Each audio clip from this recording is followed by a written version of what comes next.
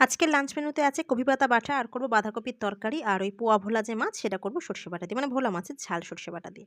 তো কপি পাতাটাকে তো সকালবেলা নুন হলুদ দিয়ে সিদ্ধ করে রেখে দিয়েছিলাম, তার মধ্যে অনেকটা পরিমাণ রসুন আর কাঁচা লঙ্কা দিয়ে পেস্ট করে নিয়েছি, এখন ভর্তাটা করে নিলাম।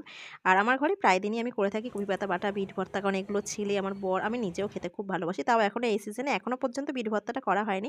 আজকে যখন কপি পাতা বাটা করছিলাম হাজব্যান্ড তখনই বলছিল যে এখনও কিন্তু এই সিজনে বিট ভর্তা খাওয়া যায় না, তাহলে আমি করবো, খুব তাড়াতাড়ি করবো। আর এই ছোট, ছোট ভিডিওর মধ্যে যতটুকু পারি বন্ধুরা ক্যাপচার করার চেষ্টা করি। ২-৩ টে মানে রান্নার ভিডিও এইটুকু শর্ট ভিডিওতে আর কি হয়ে ওঠে না। তাও যতটুকু পারি কেটে, কেটে তোমাদের সাথে শেয়ার করার চেষ্টা করি। আর এখানে বাঁধাকপিটাও হয়ে গেছে। বাঁধাকপিটা একদম তেলে দিতে না দিতে এত সুন্দর গলে গেছে।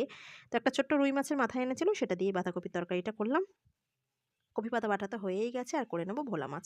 তো রান্নাবান্না সব কিছুই একটু মাকে পাঠাবো। ওইজন্য সকাল, সকাল তাড়াতাড়ি করে সেরেও নিচ্ছি। সকাল না যদিও অনেকটাই বেলা হয়ে গেছে। রান্নাবান্না কমপ্লিট। বাঁধাকপির তরকারি, কপি পাতা বাটা আর ভোলা মাছ সর্ষে বাটা দিয়ে ঝাল।